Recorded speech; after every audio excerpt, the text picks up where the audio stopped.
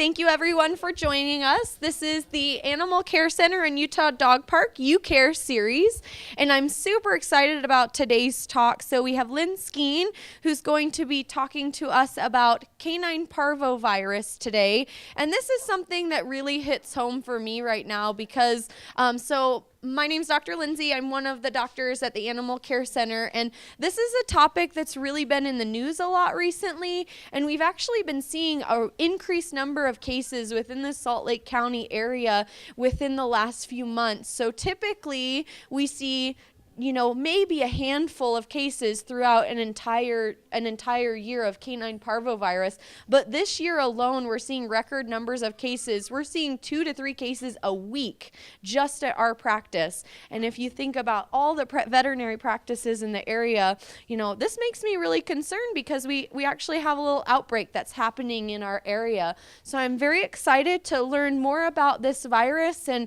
what we can do to protect our pets from this virus. And then at the end, we're going to touch a little bit too on, how do we protect our pets and things with vaccination. So I will hand over the mic to Lynn, and he'll introduce himself just very briefly, and then we'll go ahead and get started. And then if anyone has questions during the program, just kind of put your hand up. I'm going to come over with my mic so you can ask your questions. Okay, thank you. So everybody hear me okay? Everybody okay? Can you hear me back there? Okay, good. So my name is Lynn Skeen. I work for a company called Zoetis. It's a veterinary pharmaceutical company. I am not a veterinarian, but I did stay at a Holiday Inn Express. So anyway, no one saw the commercial, did you?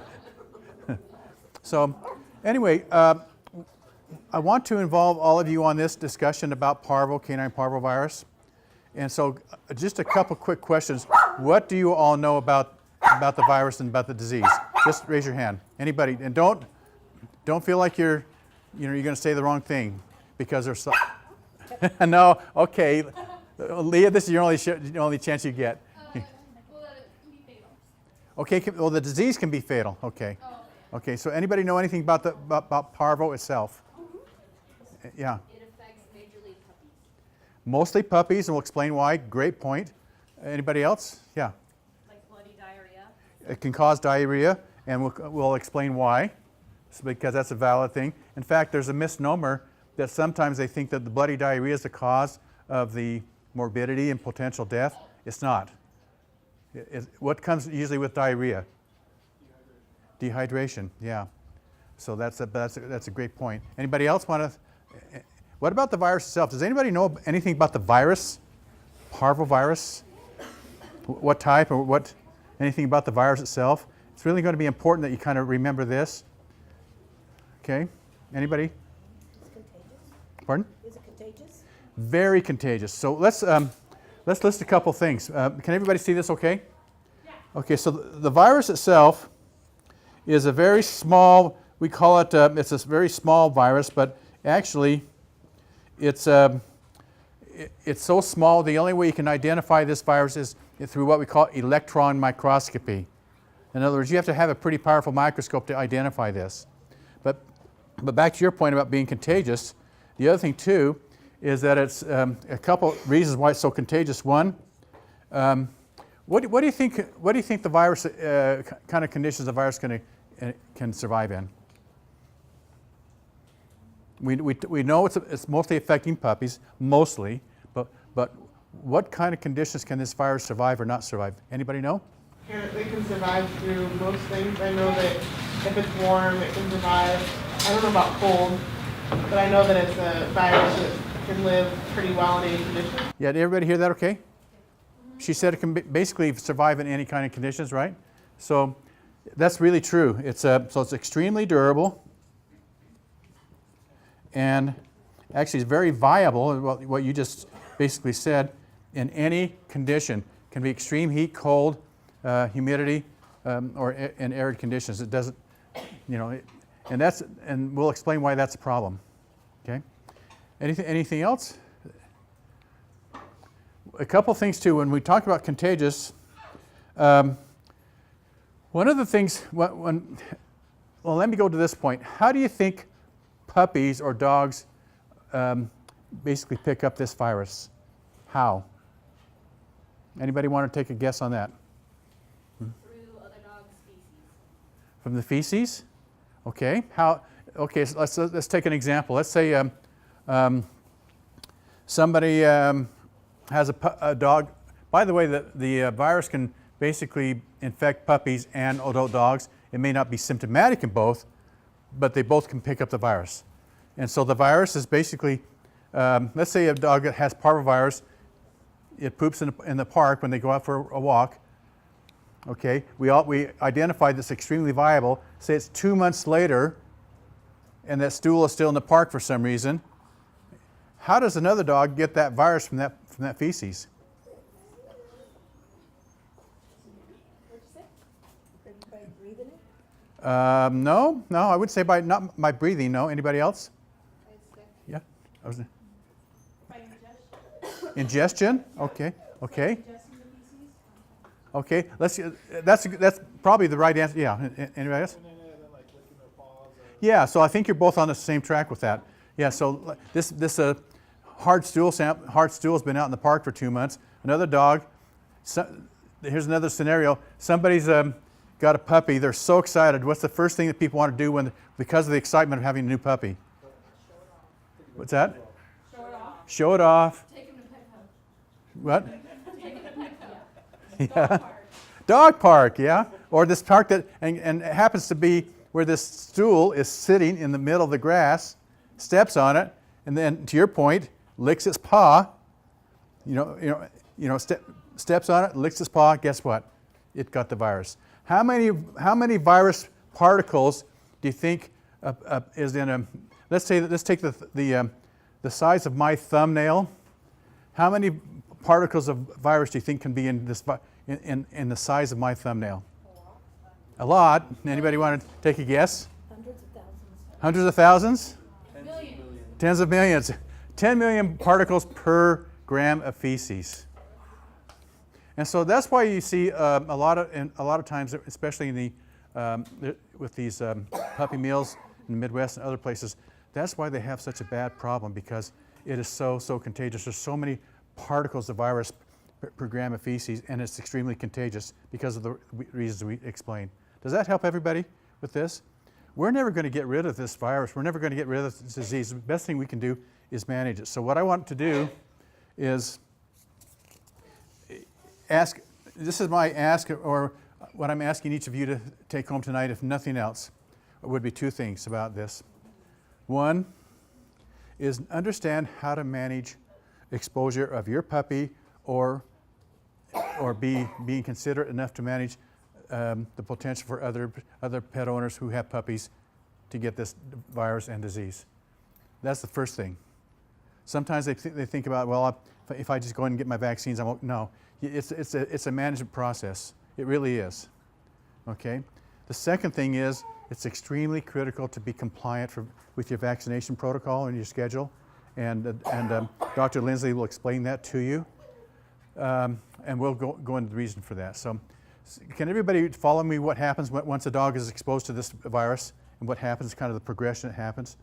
So one of the, I was going to put down number 3 and I didn't do it, but another real strong attribute of this virus is that it's called a mitotic virus. Anybody know what mitosis is? Anybody heard that term before? What's that? Division of cells? Yeah, division of cells, right. In this case, rapid division. Does that help you understand why we see the risk of parvo mostly in puppies?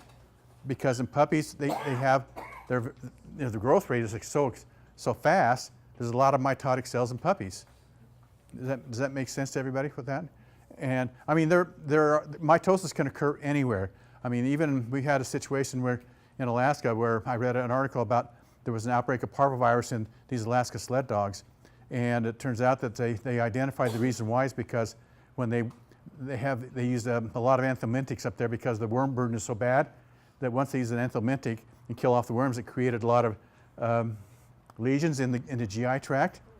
It created a lot of, these lesions would heal fast. Guess what's in a lot of these fast healing wounds? What type of cells to help it heal faster? Mitotic cells. It was a target for parvo. And so but principally mostly in puppies. So what happens is this, and can everybody follow me on this? This is I'm going to draw a little picture.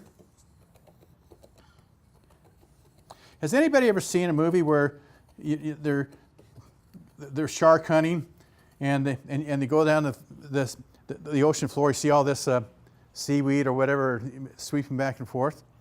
Well, kind of picture that when we look at the GI tract of a dog. Can everybody see this? Okay, is that okay? So we call this this is called villi.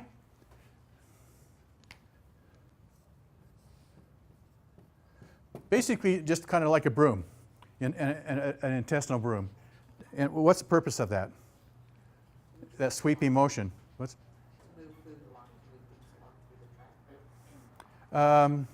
It does move things along, but it's more. Yeah, I like that. But you know, one thing that reminds me, what I will say this: the purpose of this is to protect that GI tract, so aid in absorption of nutrients. That's true. But as far as what this does, it's more of a protective mechanism. Anybody want to help me understand what that is? Protect against what? It has a sweeping. What's that? Bacteria.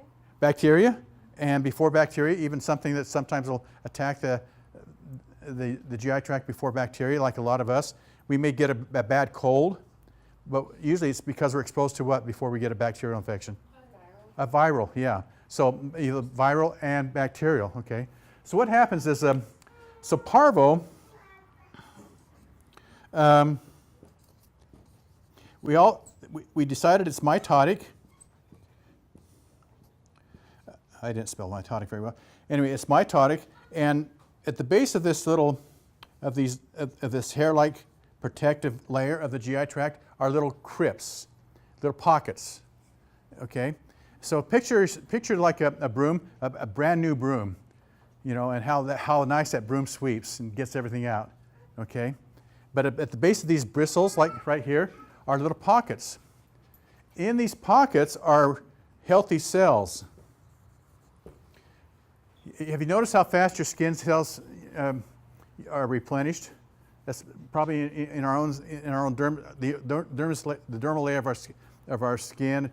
Both the dermis and epidermis is, you know, fastly dies off and replenishes. You know, that's really something that's very natural. It's also something natural here, where actually these cells in the base, in these crypts or these pockets, are actually replenishing and keeping this villi healthy, strong, and keep the ability of this villi to brush away virus and bacteria.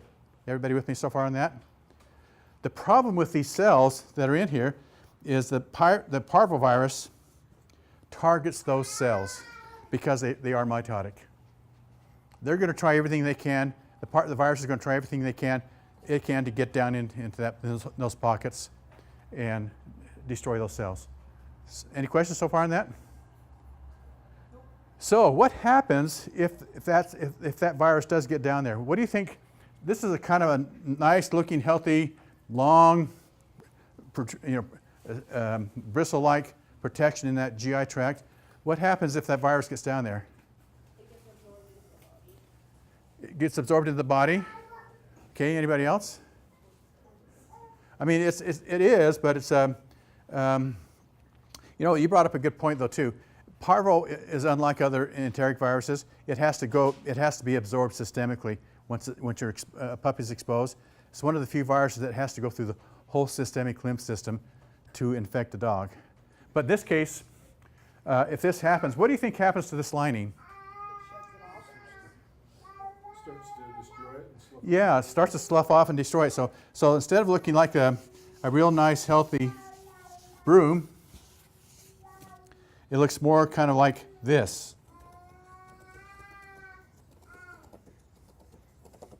How does that look? Sad, yeah. So what can happen with this kind of damage?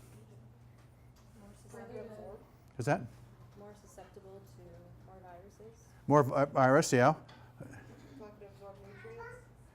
Can't absorb. That gets to your point about being able to absorb nutrients. Yeah. Anybody else? Okay.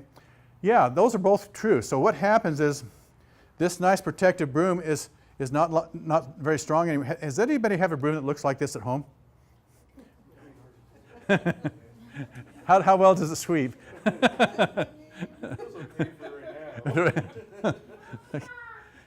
Well, that's the damage done. And we mentioned we talked about diarrhea. What happens is, number one, it's not very protective, and so it doesn't allow for the absorption of nutrients very well. In fact, if anything, it causes, there's so much sepsis. Anybody hear the term sepsis or it's toxic? It's trying to get rid of that. So the diarrhea is not the issue. You know, it's just the Mother Nature's way of getting rid of those toxins. But what happens here is there's more and more damage to this. To number one, keep it from getting nutrients, and leads to what we just, the term we mentioned before. What was that term that comes with diarrhea? Dehydration. That's the danger of parvo, really dangerous. And furthermore, look at these pockets now. Remember how we had a nice tight broom? That closeness of the villi kept the virus designed to keep it out. How do you think, how protective is that now? It's not, is it? In fact, I would contend that parvo as a virus is not the biggest problem in terms of symptoms and dehydration in the dog. What do you think it is? Secondary infection. Okay, so she mentioned secondary infections. And what is that? Is that a virus or what? Bacteria. Have you noticed, has anybody ever had a puppy with parvo? Yes. Okay. So what's the treatment protocol in that? In clinic, treatment would be IV catheters, daily IV fluids, metronidazole, probiotic, and antibiotic, blood work, glucose. Lots of care. Lots of care. So you mentioned two things that are critical. One was IV fluids. Why? Dehydration. For the dehydration. Number two, antibiotics. Why? Infection, because it's kind of like the biggest danger with parvo-infected puppies sometimes is the bacterial infection, either E. coli or perfringens. There's another term of a different bacteria. And the reason, it's kind of like the best example I can give is if you have say there's some war going on, so this army invades a beach, and the defenses of the beach wipe out that army, but that army did so much damage that it allowed what to come in? Reinforcements. In this case, the reinforcements are the bacteria that causes most of the damage. So, okay, is everybody with me on that? So, that's what we want to prevent from happening. So, any questions so far? So we have to discover, go back to our original question, how do we prevent that from happening in our puppies? So if you have a puppy and you're so excited to take that puppy out and show your neighbor or take it to the park, what should you do? Get vaccinated. Okay, we'll talk about that. All right, what else? Don't take it in general. Just use some good judgment. You know, we talked with veterinary hospitals about what they do, and I will tell you that at ACC, they are very conscious of this. They take so many precautions. And, you know, there's very few things that can really kill the virus. One of them would be a Clorox. You all have Clorox at home. 1 part Clorox to 30 parts water is a good solution to use to disinfect. You know, that's what's sometimes recommended for people who've had puppies. Who've lost puppies or who've had puppies and they were treated. But still, what did we say about the virus? It's so durable, they could have shed that virus all over the house. So that's one of the things you can do to help disinfect. And in fact, what they do at the ACC is they take those critical precautionary steps even on healthy puppies. Because healthy puppies sometimes can be infected. And if they treat parvo puppies, they have an isolation ward that's completely separate. They have separate footwear. They take separate precautions. That's to make sure that if they treat puppies, it stays there. It doesn't go anywhere else because it is so easy to spread. Okay. So let's go to the second part. So so again, just keep them out of harm's way. Be excited, but kind of temper it. And also be aware, if you know people who have puppies, do what you can to help them too. as far as minimizing the risk. So that's the first point. The next one would be immunization compliance. Now, there's a conception out there that all I have to do is make sure I get a couple doses of vaccine in my puppy, I'm good and I don't have to worry about anything. Well, we're going to talk a little bit about that, but how many of you are, would you say you're, with puppies or with your dogs, are really compliant and you come back when you're supposed to, when the doctor says come back for your vaccine boosters? How many are really compliant? Absolutely, completely yeah, about half, yeah. And that's, you know, that's pretty typical. That's really, you're not alone. I mean, compliance is an issue we all deal with in many different ways. But I think in this case for parvo, I think it's something we need to be extremely aware to do and to follow what our doctors recommend. And by the way, there is a difference in vaccines, and we'll discuss that. So anyway, does anybody ever hear the term maternal antibodies? So, like suppose somebody just had a little baby, they're excited about the baby, and the first thing the baby gets is what when they're born? What's that? Mama's milk. Colostrum. Okay, with colostrum before the milk. Okay, that's the same thing for puppies. And how soon do you think puppies can get this colostrum? What's that? Well, how long is, how within what period of time, within what period of time do you think it's important to get colostrum to puppies? Within how long? First 5 days. For 5 days? First hour. Hours? How many hours? 2. 2 hours, yeah? That would be good. That'd be great. 24. Okay, within 24 to 48 hours. And why is it critical that puppies get colostrum? What's in colostrum that's not really in milk, in mother's milk yet? Antibodies? Yeah, antibodies. Enough to get them by until Mother Nature can help that. It's Mother Nature's way of giving them a good immune boost before they can produce their own immunity. And that's true for us, that's true for puppies, okay? And so that gets them so much immunity for a certain period of time, and it does drop until the puppy's own immune system can build up its own immune response. Is everybody okay with that so far? But there's another issue that happens with parvovirus. And by the way, what I just explained to you, that's what we call maternal antibodies. Okay? What happens, however, is that two things. One, how do we know that every puppy is getting the right amount of colostrum? We don't, do we? Okay. Secondly, there's another issue, and that is there's interference. You know, where the virus can actually overcome that protective level of antibody, and still infect the puppy. Depends on what level it is, because it does wear down. Those are two things. One, we don't know how much they're getting. Number two, whatever they're getting, it's wearing off. It's going to wear down to the point where they can be vulnerable or at risk to get parvo if they're exposed. So is everybody with me on that one? Any questions about that? You know, suppose you have a litter of puppies, so like there's about 5 or 6 puppies in this litter, and you have like 3 good, healthy butterballs, and there's maybe 1 or 2 little runts in the same litter. I just like the butterballs. Do you? That was a good So what do you think the butterball is going to do with the other ones? Knock them out of the way. So we don't know how much they're getting, do we? Some may get a lot, some may not get very much at all. So do you think the puppy that gets the most antibody from colostrum is going to be the most protected? Anybody? I see a lot of these. Anybody like this? Any nose? That may be the most at risk. It might be. You want me to explain how? So this is what happens.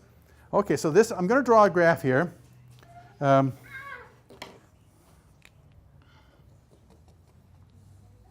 everybody see this line okay? So this is the amount of maternal antibodies. I'm going to call it MA. It's how much antibody that puppy gets from the colostrum. Everybody with me on that part? That's represented right here. Everybody, okay? This is, let's take Butterball, we'll call Butterball B.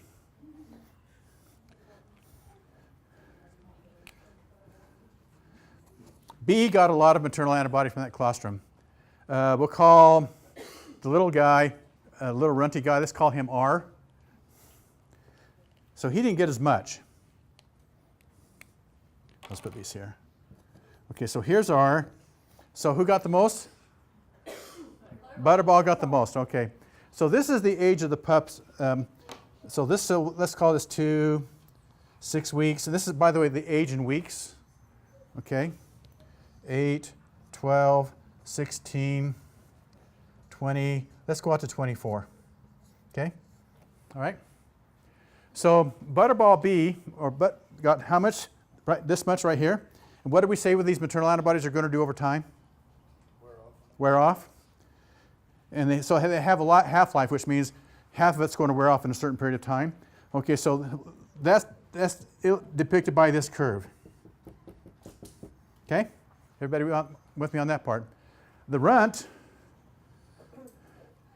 didn't get as much, but does it wear off at a different rate? It does? No, it wears off at the same rate, doesn't it? It just didn't get as much. Okay, so who's more protected in this case so far? B, okay? The problem we have is, remember, so one of the things we said, number one is we don't know how much colostrum they're getting. Number two, we talked about maternal antibodies being interfered with. So there's a level where when this antibody wears off, this antibody wears off, when it gets to a certain point, like about here, anything above this line is protective, anything below that line is not, because the parval can cut through the protection and still get puppy the parval. Everybody with me so far on that? This gets to the point where it was also a problem we had with vaccines. How many of you think vaccines are the same no matter where you get them? Just so you know, technology on the vaccines is so much better now than it used to be. But years ago, the technology was such that we could only get a vaccine to maybe be this protective. So you still had a space where they're still exposed. So like with a Butterball, that would be out here and here. So with a runt, it would be right here and right here. Okay, so suppose that you know how your doctors say you should get at least 2 to 3 doses of vaccines for your puppies? Because of this interference, suppose Butterball got 3 vaccines and it started here at 6 weeks of age, maybe 12, maybe 16. Guess what happened on all 3 vaccines? The mom's antibodies got in the way? What's that? The mom's antibodies got in the way? Not the antibodies. What happened? The antibodies are there, but they wore off at such a rate that the maternal antibody was actually, well, it is, but it was protective, not getting in the way. It's protective to a point, but by the time it got to this point, this puppy was never at risk in the first place. All of a sudden, past 16 weeks, it's more vulnerable than possibly the runt, because the runt would have been more at risk sooner, where the vaccine might have worked sooner. Does that make sense to everybody? Parvo is one of those unique diseases where maternal antibodies to this disease can last much longer than any other antibody or maternal antibody to any other disease. Parvo is the exception. It can last much longer. It can interfere much longer.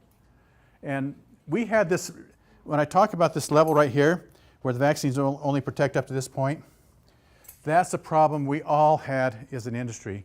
We are trying to find out how do we cut through that interference and protect these puppies in spite of that maternal antibody interference. How do we do it? Part of the reason for the concern is because regulatory is so concerned that when companies make vaccines, they want to make sure that they are very safe, In other words, they're live vaccines, which means they replicate, and they were concerned that they could possibly basically revert back to a natural state and be at risk to puppies. That was a big concern. However, what happened was this, two things. We were involved in it as a company, one other company was involved. We were able, in the UK, one of the issues they had is they want to socialize their puppies sooner. They want to socialize them by 12 weeks of age. They want them protected by that time. And that was kind of the impetus to see if we can improve research to get the vaccines to work better and sooner. So what the companies did is, number one, put more virus particles in the vaccines, and yes, prove they're still safe. They won't revert back to virulence. We call it reversion to virulence, which means it'll go back to its infective state. Prevent that. And number two, by so doing, cut through that interference that was blocking the vaccines. And that's called, so what we did are two things. We put more virus per particles per dose of vaccine.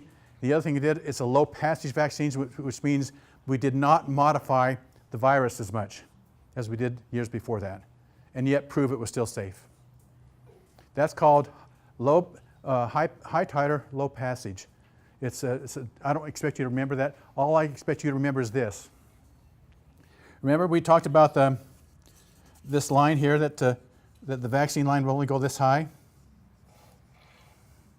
So we had this window right here.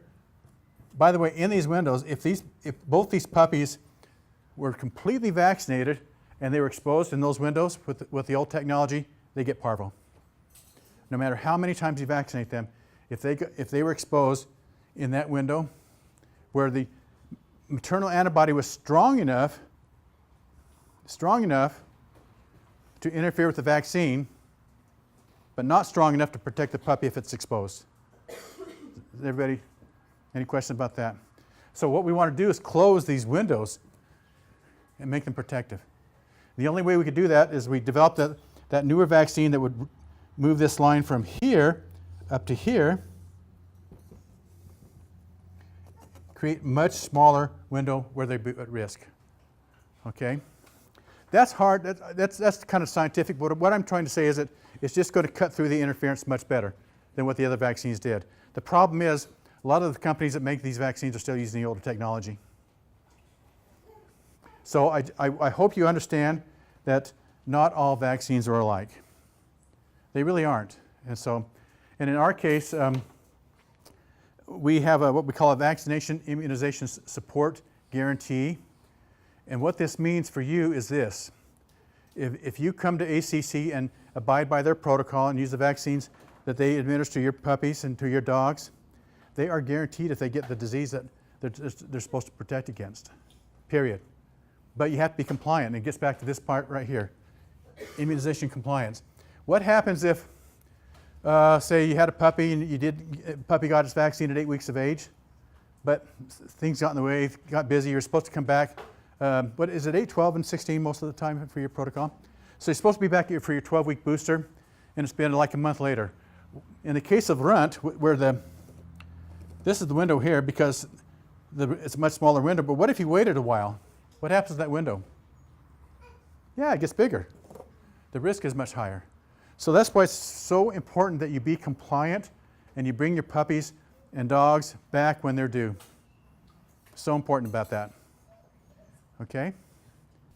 I would caveat too with the outbreak that we're seeing with increased number of cases, we're even vaccinating at a little bit tighter of an interval. So we're going with vaccines right now for our puppies. We're doing distemper parvo combination vaccines every 3 weeks. And we're doing that until puppies are 18 weeks of age right now, just to try to better protect these puppies and make sure we're not missing somebody who's got a little bit more immunity from mama. Okay. So does that help people explain or help you all explain or understand what we're dealing with here? Parvo's unique. Parvo's, when we deal with distemper virus or adenovirus or hepatitis or even bacteria like lepto and bordetella, those are different issues. But when we talk about parvo, we're talking about something that's pretty darn contagious. It is, and it's not going anywhere. So the best we can do is manage exposure to these puppies. So it takes our part to do so. It takes the clinic staff to do that, but also please be compliant with your immunization. be on time, and if you do, then you've got the assurance to know that they're going to be protected, number one. Number two, nothing's perfect. No, you know, you can have a dog come down with parvo, even if it's vaccinated. That can happen. But if it does, in this case, the treatment is paid for. How long has Parvo been in existence? Since 1983. It was 1983. What happened was, in fact, that's when I started with my company. And at that time, when puppies were exposed to parvo, there's so many that did die. And Puppies died of Parvo when I was little. yeah, and reason why is because they had a condition called myocarditis, which involved the heart. So it would attack the heart because of the mitotic activity in the heart. We don't see that anymore, but that's when it was. In fact, at that time, a lot of people around here called it the provovirus. But that's when it was identified. In fact, the parvo, when we talk about the type of virus that parvo is the same type of virus as feline panleukopenia, just different species. The same type of virus. Okay. So how do we know what vaccine our vets carry? I don't. Well, I mean, it depends on who they are. I know who they all are. But my biggest concern actually is I think most of the veterinarians do use our vaccines. I'll say that. Including Banfield, but we're not the only company that makes a good vaccine like that. There's one other company I feel that's really strong that way. And another one, well, I think that it's better. My biggest concern is people who say, I'm just going to go buy it at IFA or go down to Walmart or go to, Cow Ranch. Yeah, that's my concern. They don't use the same vaccines. And if they do, we don't know. And if they do, they take them, they repackage them, and we don't know what kind of condition they're in. When we send vaccines to the ACC, those vaccines are sent under, overnight. They're still cool. They're still protected. So every TLC that can be given is, so we know exactly what to expect. I'm not saying that you go to IFA, the vaccine's not going to work, but I'm not going to say it will. But what I can say is if you go by the protocol here with the clinic, you just can't go wrong. Just don't take that chance.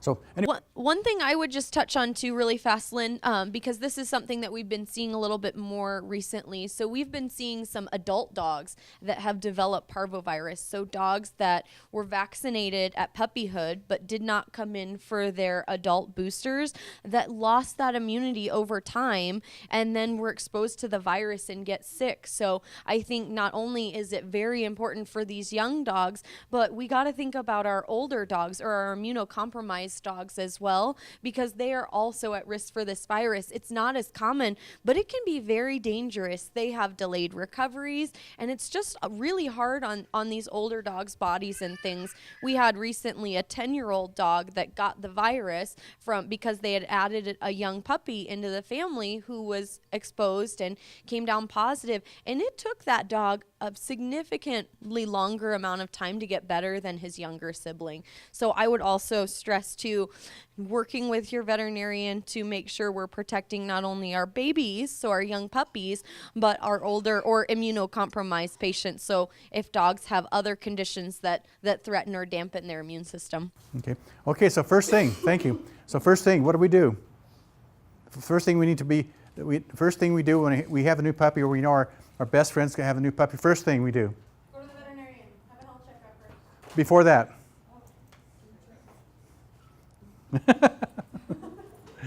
Before that. Very first thing we do. We're so excited. We are so excited. Yeah, just keep them out of harm's way until a point when is that? When they've had their first vaccine. When they're completely vaccinated. Not only, by the way, when I say completely vaccinated, I don't mean they get the third one or the fourth one, depending on where they are. Not until they're just vaccinated. You have to wait at least 2 weeks after that last dose for them to have the best optimum protection. Okay? It's like a new baby. You wouldn't take a newborn baby. I know people do, but you Yeah. shouldn't. I mean, Yeah. So just common sense on that, but that's a good point. It's not much different for us either. Yeah. So anyway, thank you so much. I hope that I try to make it in a way you can all hopefully understand that, and without being too technical. So any other questions, and I'll just turn it over to Dr. Does Lindsay. anybody have any questions for Lynn? This was really, really informative. I loved it. Anyone? You gonna give me a bad time? I like the provovirus too. The provovirus, yeah, that's what they called it. They used to use, by the way, because the feline panleukopenia is the same type of virus, that's the only thing we had at the time. We were using cat vaccines to protect against parvo in dogs. Oh, wow. So, anyway. Well, thank you, everybody. Appreciate it. Thank you so much, Lynn, for joining us today. So I just wanted to introduce Becky. She's going to chat a little bit more about our You Care series and just kind of talk to you about what we're hoping to do with this client education series, so that way we can continue to provide this to our community. And I usually coordinate these, so if anyone has a topic that they really would love to hear more about, please come chat with me. I'll be mingling afterwards, but I'm always open to ideas and things. Our next seminar is going to be in November, the first Tuesday. I believe it is the 6th. Can someone who's got a phone check that date for me? And then we are going to be talking about canine influenza on that date. It's the 6th. And 6:30 to 7, we'll be doing our Yappy Hour, which is just a mingling, grab some great food. And then from 7 to 8, we'll be having our presentation. Excellent. Thank you, Dr. Lindsay. And thank you, Lynn, for coming and sharing your knowledge with us. We really, really appreciate it. As Dr. Lindsay said, I'm Becky Vanderlyn, and most of you here I know, some of you I don't. I'm the general manager for Animal Care Center and Utah Dog Park. And I just wanted to get up for a second and introduce this idea that we're changing the title of our series here. We've grown from being a client education seminars to owner education seminars, so no one felt like they needed to be a client to participate, and we're now moving and changing to what we're going to call the You Care series. Because that's really what these seminars are about, is you guys. We want them to be tailor-made to you, the pet owner. And you're not just like any pet owner. You really are a special kind of engaged pet owner, those that we really like to interact with and help educate. So the CARE in our You Care series is an acronym. It stands for communication, awareness, recreation, and education. So it's our goal that we can bring you some really informative topics every month, help have a two-way communication with you guys, bring you awareness in things you may or may not have been aware of with pet ownership. Please let your friends, neighbors, family members, others that are just like you know this is the place to be if you want to learn about your pets. And of course, we want to recreate and do some fun things too. Dr. Lindsay didn't mention we're going to be doing a pop-up cat cafe here in a couple of months. We're not going to forget our feline companion animals as well. So, and then the E there is education. So we want to provide good quality education for you, and we'll continue to do that on the first Tuesday of every month. We're really glad that everybody came tonight, and we look forward to seeing you next time. So thanks.